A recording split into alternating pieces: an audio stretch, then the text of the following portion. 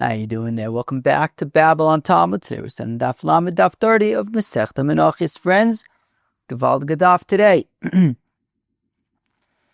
Although there are 5 sections, which might be an indication that it's going to be long, but it's worth it. There's really Gewaltige content on today's Daf. Truth is, we're not even doing, there's 5 sections, and honestly, I'm only doing about half of Lamed Amud Beis.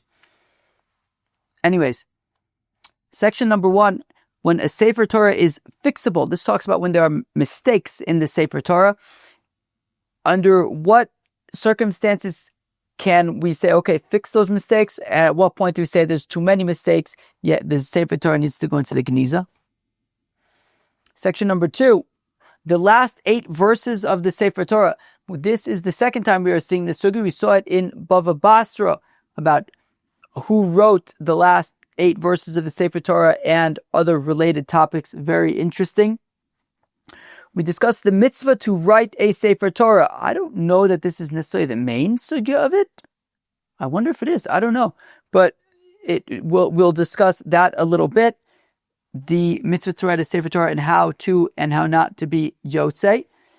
Layout design for the Sefer Torah. Very interesting. That's going to be, I'd say, the biggest part of today's daf. The columns of the Sefer Torah, the margins of the Sefer Torah, how much space in between the lines. Very interesting in my opinion. So we're going to talk all about the design, the layout design of a Sefer Torah. Very interesting. A lot of, a lot of details there. How much space in between, how much space above, how much space between each letter, each word. Very interesting in my opinion.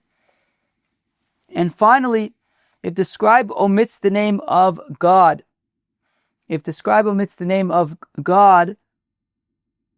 also any words, we're also going to discuss if extra words, okay, anyways, if the scribe omits the name of God, how to fix that. So very interesting daf today, all about writing and fixing Sefer Torah. So friends, let us jump in and enjoy Daf Lamed, Daf 30 of Masechta Menachos. Friends, our daf begins on Daf Chof Tes Amud Beis of Masechta Menachos. 3 lines before it gets wide. That is about 7 lines from the bottom. Amr of Yosef, says of Yosef, Hane Tarte Mile, these 2 things, Amr Rab B'Sfarim, Rav said, there are 2 halachos that Rav said about Sifrei Torah, V'sanya Tiyuvte, and points out Rav Yosef that there are brises that would be against, that would differ to Rav's opinion. Chada, number 1. Hada Amar Rav, that which Rav says, Sefer Torah sheyesh bo shtei ta'uyos bechol dav. I'm going to explain this as I understand it. It's very technical. I have to imagine that there are different opinions on how to understand this Gemara. But anyways, I have a mahalach that I think makes sense to me. I'm going to explain it that way. So it says Rav, Sefer Torah sheyesh bo shtei ta'uyos bechol daf v'daf. A daf is a column of the Sefer Torah. It says Rav, if every single column of the Sefer Torah has 2 mistakes, yisakin, it is fixable. Shalosh yiganes. However, if every single column has 3 or more mistakes, well then the Sefer Torah needs to go to the Geniza. It can't be fixed. There's too many mistakes, can't fix it, write a new one. So now, but this was like kind of all or none, right? If every single column has 2 or less mistakes, you could fix the mistakes. If every single column has 3 or more mistakes, then the Sefer Torah needs to go to the Geniza V'Tanya, to Yuvte. And however, we have a brisa that contradicts or that is different to Rav's statement, which it bumps the numbers up by 1. Shalosh yitaken, arba yiganes. That if every single column has up to 3 mistakes, it can be fixed. If every single column has up to 4 or more mistakes, so then it needs to go into the Geniza. Tana, we learned in a brisa, im yesh bo daf echod shlema matzelas al kulo. So I'm just going to use an example. I don't know exactly how many columns there are in a Sefer Torah. I think maybe around 250 or so, but I'm going to use 500 just as a number that's easy to work with. So, say there are 500 columns in the Sefer Torah. So, if 499 of them have 4 mistakes, right? We had said if all 500 of them have 4 mistakes on each column, so then the Sefer too much. The Sefer Torah cannot be fixed. You have to put it in the Geniza. But if 499 of them each have 4 mistakes or more, but one of them, truth is, let's say 4 mistakes, but one of them is kosher, let's say it has no mistakes, so then the other 499 columns can be fixed. It is a fixable Sefer Torah. If there's one column that let's just say it has no mistakes, so then you could fix all the other columns.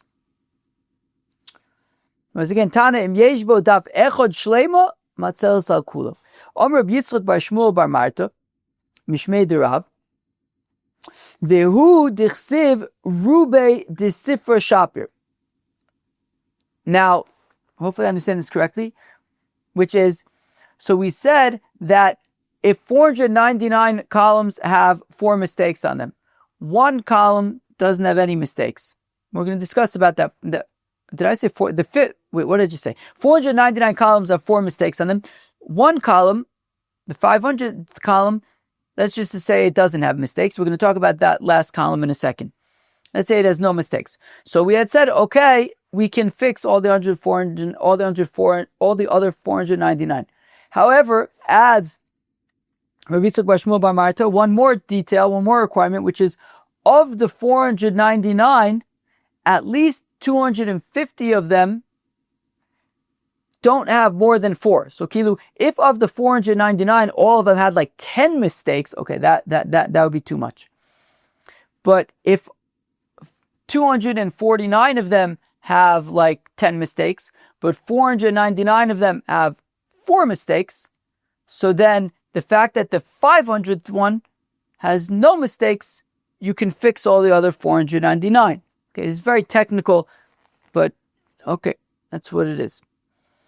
Now, Omar lei Abaye of Yosef says, Abaye of Yosef, he is be'ahu dav shalosh Torah yosmai, regarding that 500th column, the column that saves the day, is that column completely free of mistakes, or maybe it has 3 mistakes? So Kilu, if you have 499 columns with 4 mistakes each, and then the last column has 3 mistakes, is it going to say, it means that the whole Sefer Torah is fixable, or does that last one have to be mistake free? Rav Yosef says, look, since 3 are fixable, the whole Sefer Torah is fixable, since that last column is fixable. It's got 3 mistakes only, so you could fix the whole Sefer Torah. Okay. My assumption is it's a pretty theoretical situation, but who knows? Who knows? Maybe you could find a Sefer Torah that's in pretty bad state. Okay. I guess I can maybe find a Sefer Torah out of, maybe that went through a bad situation. Okay, anyways. Now, when we say that if there are, let's say, 4 mistakes on every one of the 500 columns, so you have to put it in the Geniza, that's talking about where they're missing letters. And we're going to explain why in a second. That's talking about where they're missing letters. But if they have too many letters, then it's fixable, even if there are 4 such instances on every single column. My time low. When they are missing letters, why is that different than when they have too many letters? Because then it looks like a leopard. What did we just say? So basically what we said is that if there are words that are missing, right? Let's say it says, and the word me artzecha is missing the resh in me artzecha. So what are you going to do? What do? It's missing a resh. So you have to write the resh in between the lines, between that line and the line above it. And the same thing, right? Mi beis avicha is missing the base, and now you have a base in between the lines. Ela aretz, and the ration of aretz again is missing, and there you have that. And you keep on adding. You look at the Sefer Torah. There's letters, all random letters all over the place. It looks like a leopard's spots. It looks like the Sefer Torah is all spotted with these letters. So we say that to be able to add letters in the in between the lines. So you only have up to 4 per column, like that. Now, if there are too many letters, right? Let's say again, lech, lecha, I don't know, maybe you had an extra lamed in there, so you'll just scrape off the letter. So when we're talking about scraping off letters, when there are too many letters, and there's an extra letter, you're going to scrape it off. Apparently, there's more of a tolerance for mistakes there. You can have more than 4. I don't seem to see a limit for how much you can scrape off. Maybe you could scrape off whatever you need to scrape off. There isn't a particular limit, I guess. Anyways, okay. All right, there you go. Agra, Chamua, the Reb Abba Shver Agra. I think we saw him yesterday as well. Havle Yiseris Besifre.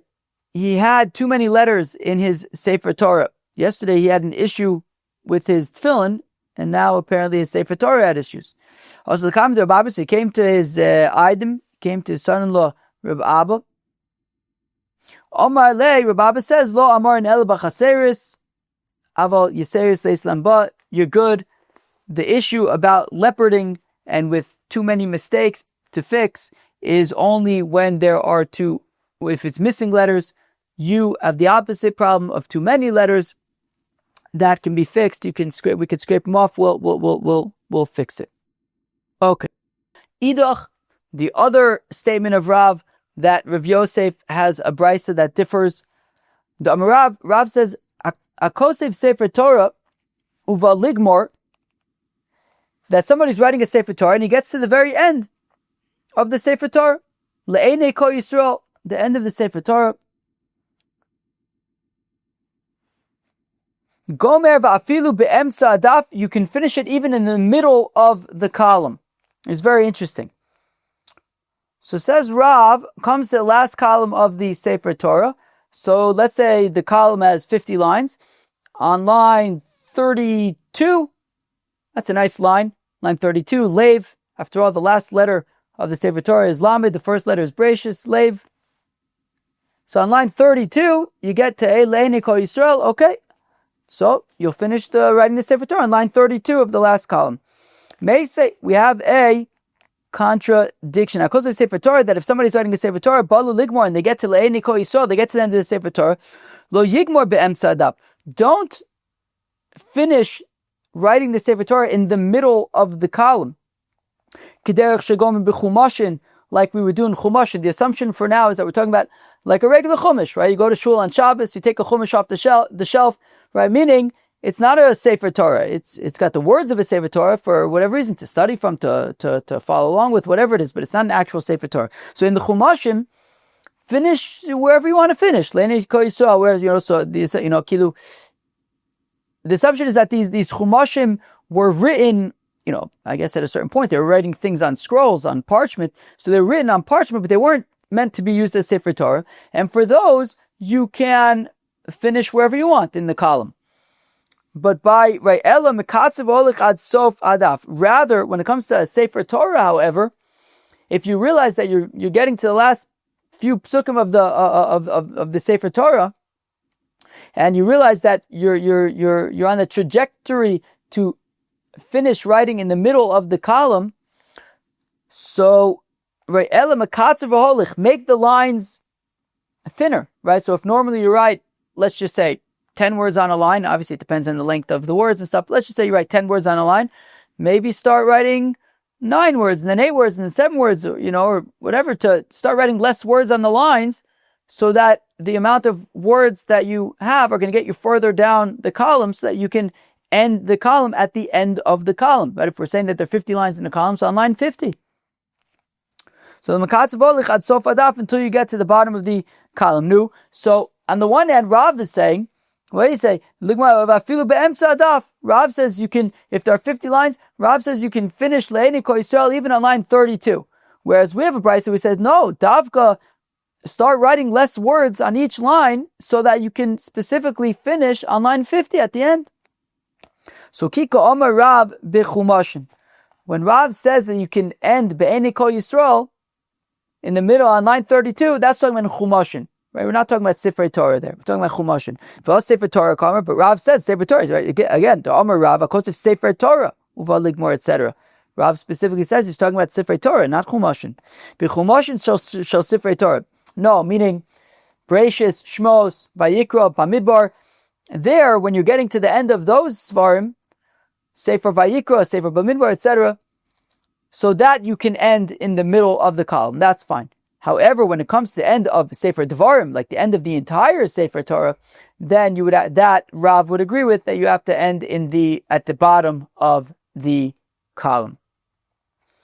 So by the other side, by Bereshis, Shmos, Vayikra, and Bamidbar, you can finish the Sefer in the middle of the column. But by the end of Devarim, you have to finish the Sefer at the end of the column. Ini, is this so? Is this really true that this is what Rav says? V'Amar Rabbi Yeshua bar Abba, Amar of Gidol Amar Rav. Now we're going to see a few statements by Rabbi Yeshua bar Abba, Amar of Gidol Amar Rav. So in the name of Rav, le'enei kol yisrael be'emtza hadaf. So we see Rav is saying that le'enei kol yisrael. So we're not talking about the end of Bereshis, Shmos, Vayikra, Bamidbar. Le'enei kol yisrael, the end of Devarim, be'emtza hadaf, could be in the middle of the column, according to Rav. Hey, be'emtza shita idmar. No. Rav didn't say the end of the column for le'enei kol yisrael. Rather, the end of the line. Rabbanon Amrei, the rabbis, now I assume the rabbis here are not Tanoim, I think Amoraim rabbis, say, Af be'emtza shita, it means even in the middle of the line. So, could even be in the middle of the column, or even in the middle of the line. Rav Ashi Amar be'emtza shita davka, Rav Ashi says, no, Rav is specifically saying the middle of the line, but not the middle of the column. V'yochsa be'emtza shita davka, and the halacha is specifically in the middle of the line, not the middle of the column. No, it's got a little bit technical at the end. Tachlis, what are we saying? We are saying that everyone agrees. There's no machlokas here. Well, there's machlokas with these rabbis, but where we've landed, where we said behilchasa ben shita davka, right? So the halacha is that when it comes to le'enei kol Yisrael, when it comes to the end of Sefer Devarim, the end of the Sefer Torah is very interesting. You want to have a full column, and at the very end of the column, it ends in the middle of the line. Very, very interesting. You don't want to end the Sefer Torah in the middle of the column, just in the middle of the column, it just ends. And also, you want it to be the full column, and also it doesn't go all the way. It's interesting, the detail that it's thought about all these things. From a design perspective, we want to make sure that the Sefer Torah is written all the way to the bottom of the final column. And also, that bottom line, we want it to end in the middle, so that it looks, it doesn't look like we just kind of filled up the final line, but like Kilo with like a little flare. Here and here it ends. A full column. And there on the last line, right in the middle of the line, le'enei kol Yisrael. And here we have finished writing in the middle of the final line. Very interesting that all these, it's not just wherever you finish writing, but that, it should be finished in properly, in a way that that is in a considered way. Friends, now we get up to the next section of the daf, the last 8 verses of the Sefer Torah, of the Torah, of reading the Torah. Amar Bishua bar Abba, Amar Gidol, Amar Rav, Shmona Psukim Shevet Torah, the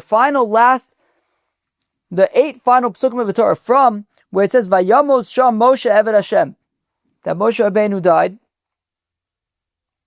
Yachid Kari Osan, Bebeis HaKnesses. They will be read as one single aliyah, right? Technically, an aliyah just needs to have 3 psukim, right? Sometimes at the end of in the last aliyah, maybe they'll divide it up. Hosafos try to get some extra aliyahs in. The last 8 psukim of the Torah need to be read by one aliyah. Need to be received by one ole. Kiman, who is that like? That we don't want to divide it up, that we want to read it as one unit. Diloki Rib Shimon. It's unlike Rib Shimon. Decided that we learn in a brayset. Vayamos Sham Moshe Eved Hashem. There's a brayset that we saw in Masechta Bava Basra in the first parak. Vayamos Sham Moshe Eved Hashem that the Torah writes, that it says in the Torah that Moshe Rabbeinu died. Efshar Moshe Chai v'chosav vayamus sham. Moshe, how could it be that if Moshe Rabbeinu wrote the Torah and he's alive and he's writing that he's dead? If he's alive, how could he write that he's dead? He's alive. So la'ad kan kosav Moshe mikan ve'elach kosav Yeshua ben Nun. Tiv Reb Yehuda. V'amlo Reb Nechemia. Reb Yehuda, some say, Reb Nechemia say that the answer to this question is that Moshe Rabbeinu did not write the last 8 psukim of the Torah. Moshe Rabbeinu died, and Yoshua wrote the last 8 psukim of the Torah that talk about how Moshe is dead. So Moshe did not write those psukim about his death. Yoshua wrote them after he died. Amar lo, Reb Shimon. Reb Shimon says to, let's say, Reb Yehuda,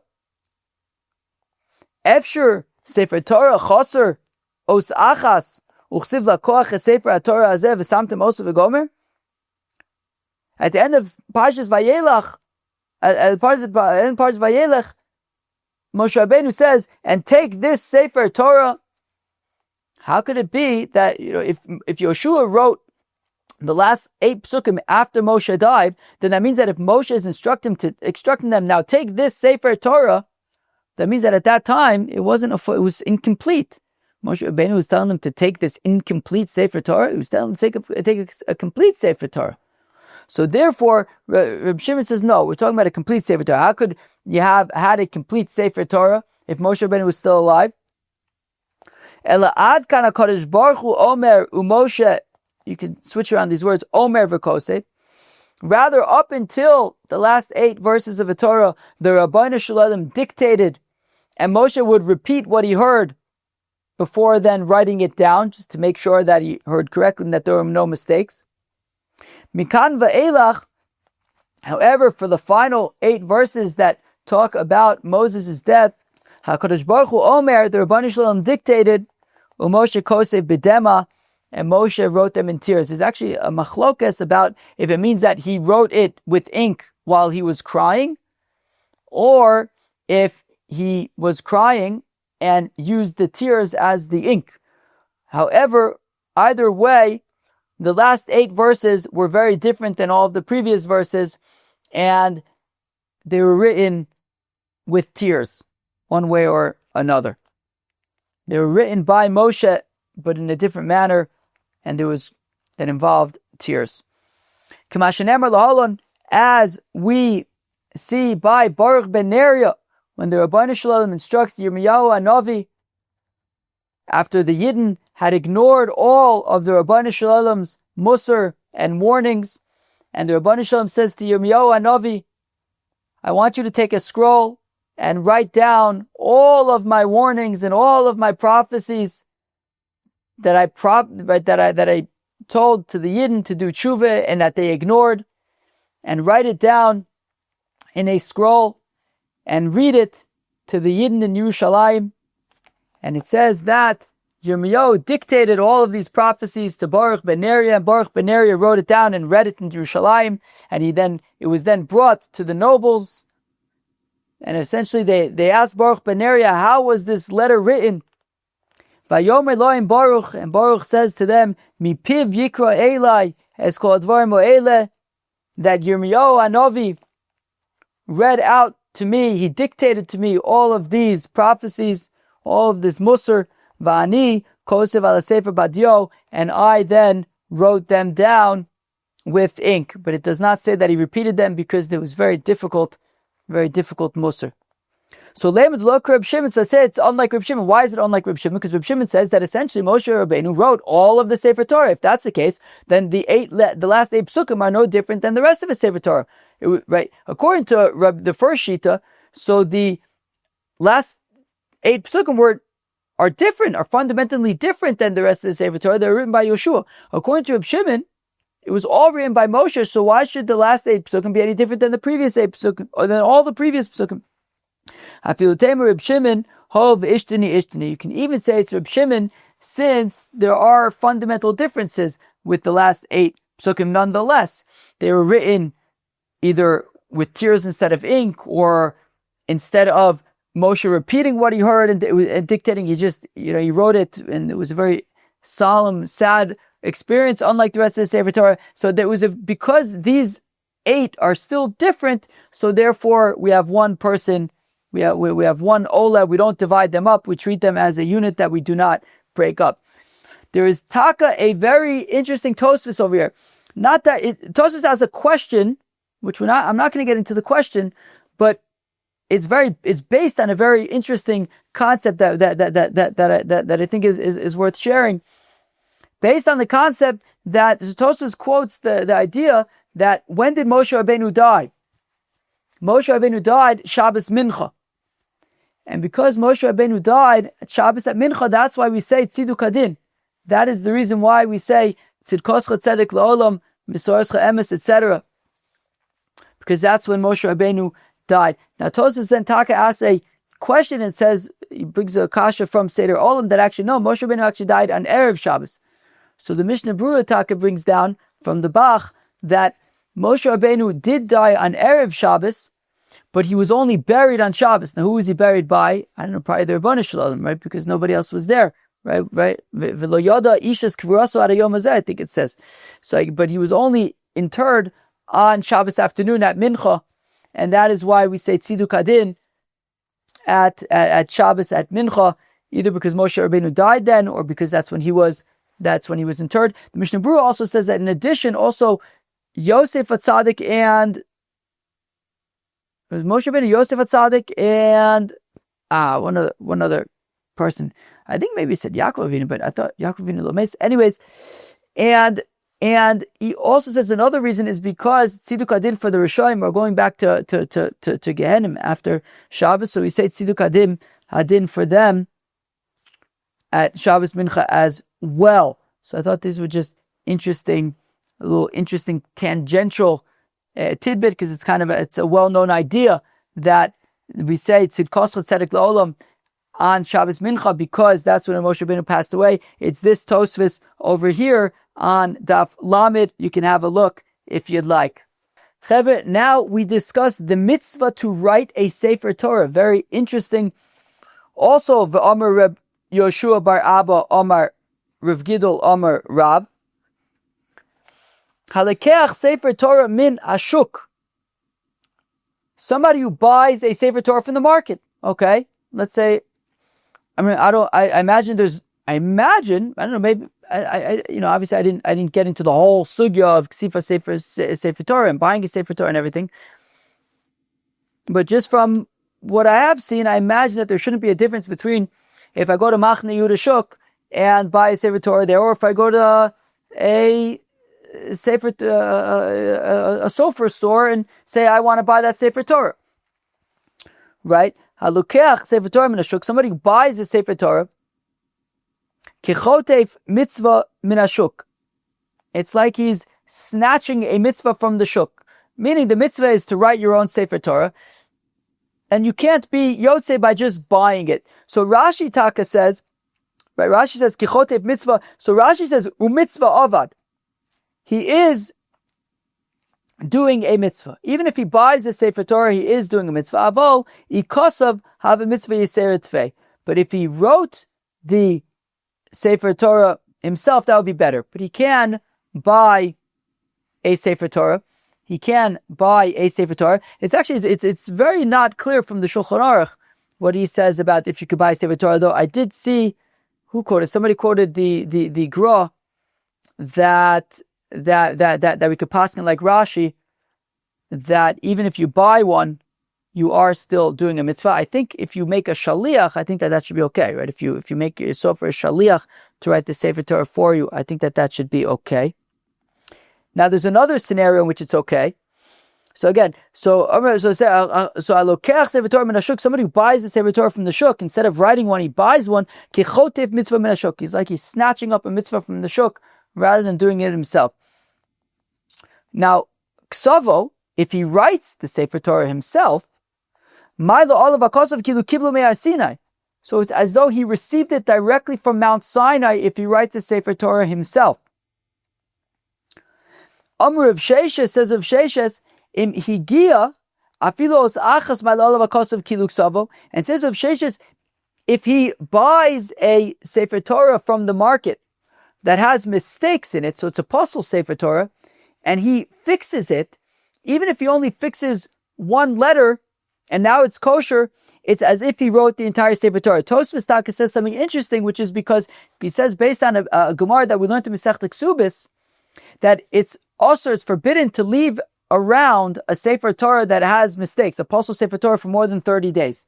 And therefore, says Tosfos, this person who's buying that Sefer Torah that has mistakes in it, and fixing it up, and preventing this avera of somebody who's having a Sefer Torah that has mistakes and leaving it around for more than 30 days, and he's buying the Sefer Torah and fixing it and preventing that avera. So as recognition for that, it's Ki'ilu he wrote the Sefer Torah, which we said is Ki'ilu he received it from Har Sinai. So very, very interesting, brief little discussion there about the mitzvah of writing a Sefer Torah, that the best approach seems to be to write it yourself. We didn't say anything about making a shaliach, but I think that's really okay. I think the Ramah in the Shulchan Aruch, I think, said that is also good. We talked about buying a Sefer Torah, which it's a question of if you'd be yotze the mitzvah of ksiva Sefer Torah by simply buying a Sefer Torah off the shelf. Because Rashi seems to be saying that it works at least, on a lower level, even if not as great as writing it yourself. And then Tosfos had said, if you buy a Sefer Torah that has mistakes and you fix, the Gemara says, if you buy a Sefer Torah that has mistakes and fix it, then it's as if you wrote it. And Tosfos explains, because you're preventing an avera. If you bought this Sefer Torah that had mistakes, it means that it was somewhere where it was being kept with its mistakes, and keeping it somewhere with mistakes for more than 30 days is an avera, so he's preventing this avera, and therefore by fixing it up, by buying it and preventing this avera and fixing it up, it's Ki'ilu he wrote it himself. Very, very interesting, brief little discussion there about Ksiva Sefer Torah. The Gemara now continues and discusses the very interesting sugya of layout design for the Sefer Torah. Very, very interesting. Tanu Rabbonon, the rabbis taught, Ose Adam Yiriya mi bas shalosh dapin va'ad bas shmona dapin. So a cloth, a section of cloth, can have from 6 columns up to and including 8 columns. So I think we generally have 3 per column. I think that's what we usually do. So any section of the Sefer Torah can have from 3 up to and including 8 columns on the section. Pochos mikan, v'yasur al kein lo yaise. You should not have less than 3 columns or more than 8 columns per section. V'lo yarbe bedapin. Now, if you have a relatively small section of cloth, well then you should not try to squeeze in the max of 8 columns into that small section. Because it won't look like a Sefer Torah, it will look more like a letter that you are writing.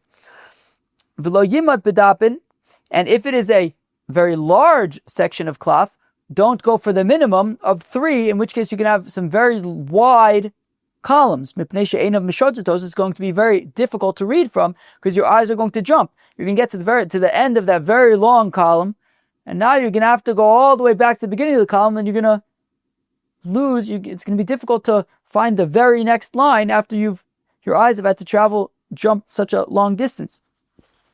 So Ella, rather kigon, the width of a column should be lemishbechoseichem gimel paimim.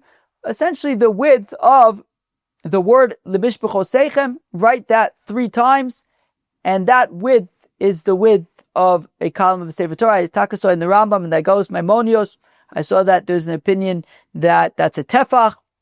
Okay, I don't know that everybody agrees with that, but kilu, there is like a standard size. I imagine around more or less the size of the width of a tefach. That is kind of a standard size for the columns of a Sefer Torah. Standard width for the columns of a Sefer Torah. Nizdamna lo yiriya bas tisha dapim. If one was in possession of a cloth, of a parchment that was wide enough for 9 columns, so what do? Do you just cut off 1 column and throw it away? So now you have 8. Lo yachlok shalosh lechan v'sheish lechan. So what you should not do is divide it into two, one wide enough for 3 columns and one wide enough for 6 columns, because then one is twice as large as the other. Ela arba lechan v'chomish lechan. Rather divide it such that you have one with 4 columns and the other with 5 columns. I imagine maybe you can also just do 3, 3, and 3. Anyways, if you want to divide it in half at least, don't do 3 and 6, rather do 5 and 4 to keep them, closer to each other. I do feel like actually 3, 3, and 3 should probably be preferable. Then they're all the same size. Anyways, fine. When do we have all of these halachis? All of these halachis about how wide the column should be and how much writing and things like how many columns you should have per klaf. So that's betchilas hasefer. That's when you're in the middle of writing at the beginning of the sefer. I also assume that it means until you get towards the end of the sefer. There's lots. I think there's something like between 200 and 250 columns in the sefer. So when you're in the groove, when you got momentum, you're in the midst of things, you're in the middle of writing the Sefer Torah. So that's what we're talking about. So when you're adding a new section of the Sefer Torah, so, you want to have between 3 and 8, and the width should be this, all those. However, when you get to the end, and you have to start making cheshbon, it's like, okay, I have this amount of words left, I have this amount of cloth left. So then the considerations need to adjust to the fact that you have to start wrapping things up and think about how things are going to end. Aval b'sofa sefer, at the end of the Sefer Torah, afilu pasuk echad v'afilu daf echad. So says the Gemara, we're about to reject this, but says the Gemara that if you get to the last pasuk of the Torah and you ran out of room on the previous klaf, and now you need to take out a new klaf just for the last pasuk, well, in that case, just write it straight across the klaf. You don't have to worry about the width being, let's say, around the size of a tefach. No, just write it straight across the klaf. You don't have to worry about the column being too long. Pasuk echad sagadatich. Wait, what do you mean? I thought we had said that. Well, we had said earlier on today's daf that you want to make sure that the Torah ends at the bottom of a column, not just to have one pasuk written all the way across the parchment. You want it to end at the bottom of the column. Elaema pasuk echad bidaf echad. No, rather one pasuk in one column. And if that means that you have to write like one word per line or whatever, so you can get to the bottom of the column, so even do that, right? So meaning, we had said you want to write it like at a width of like the Mishpach Chosechim times 3. But if you get to the end of the Sefer Torah and you have to, you want to try to get to the bottom of the column. So even if you have to, write one pasuk going throughout the whole column to get to the bottom, you could do that, in consideration of the fact that you got to wrap things up with the Sefer Torah. Shir Gilyo Milamata. Okay, now we're moving on to the margins. Okay, so we talked about the writing and the columns and how many columns and the width of the columns. Now, Shir Gilyon Milamata Tefach Milamala Gimel Etzbos. So the margins, the bottom margins underneath the text, where the text ends, there should still be more parchment margins at the bottom. That should be the size of a tefach. I imagine that's 4 fingers worth, the width of 4 fingers, not including the thumb. And so umilamala gimel etzbos. And at the top, above the columns, there should be a margin of 3 etzbos, 3/4 the amount, 3/4 the height of the margin at the bottom. The top is 3 fingers, the bottom is a tefach, which I imagine is 4 fingers. Uvein daf ledaf, between each column, kimlo revach rochav shtei etzbos, the width of 2 fingers between each column.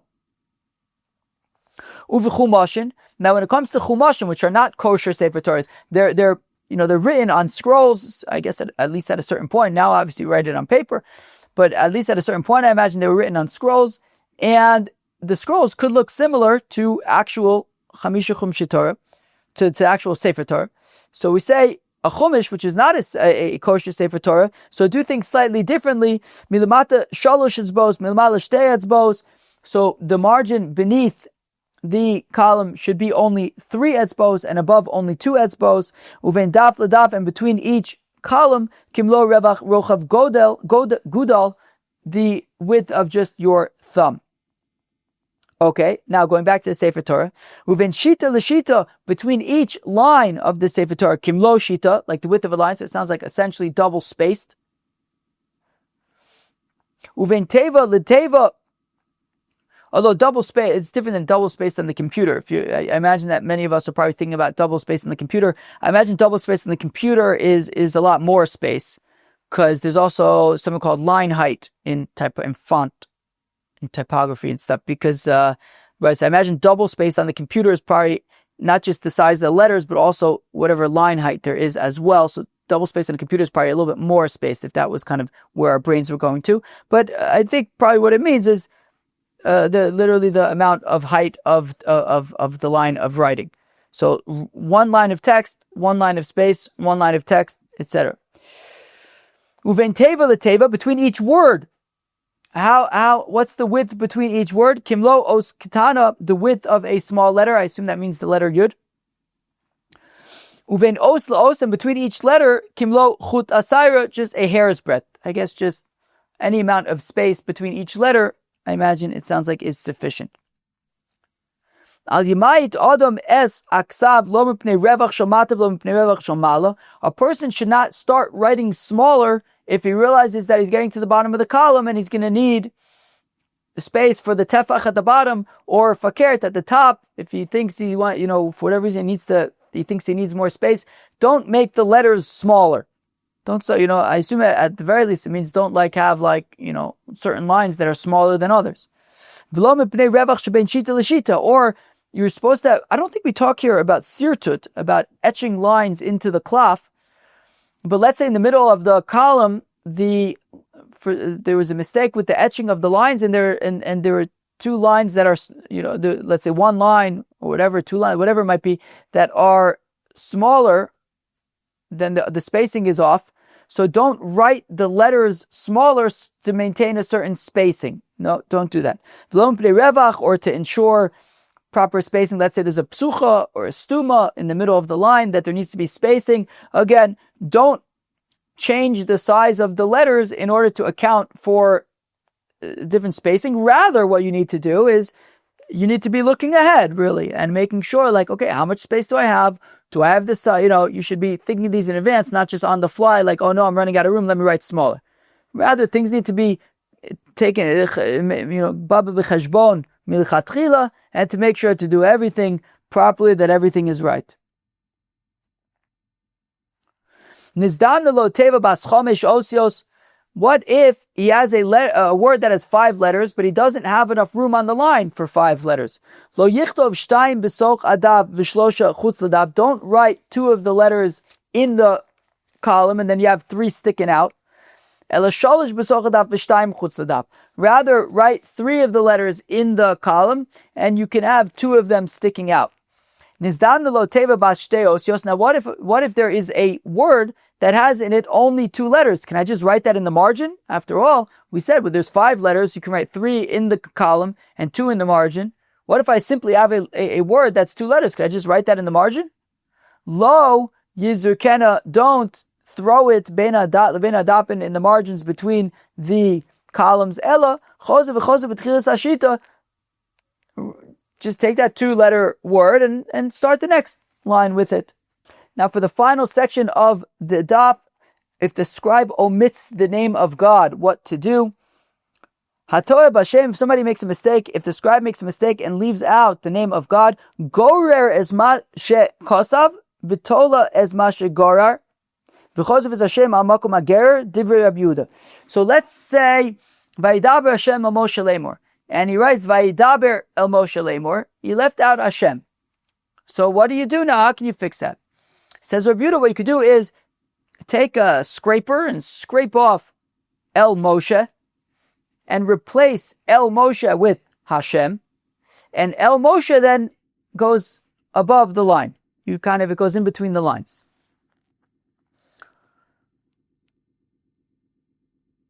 So again, Atoy Bashem Gores Mashakosov. I'm assuming that he writes it above the line. I don't know, maybe it's below the line, but it's in between the lines. So Atoy Bashem Gores Mashakosov. So he scrapes out what he wrote. Vitole es Mashagor, and that which he scraped out, he's going to write in between the lines. V'chosev es Hashem al makom hagerer, and he writes the Shem Hashem in the space that he had scraped out. Rabbi Yossi Omer, Af Tolin es Hashem. Rabbi Yossi says even Shem Hashem can be between the lines. So you can leave Vaydaber el Moshe Lemor and just write Hashem in between the lines.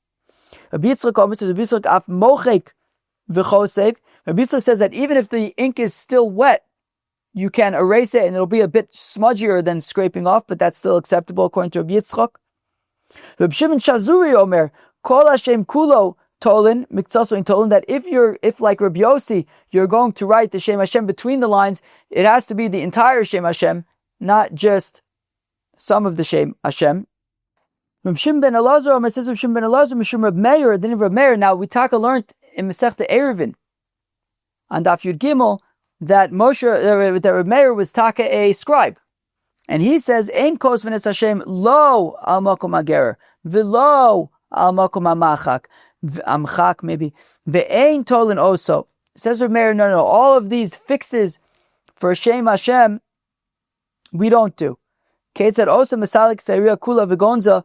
Says Rabbi Meir, no, if the scribe forgot to write Shem Hashem, put the klaf, put that section of the klaf in the geniza and rewrite it.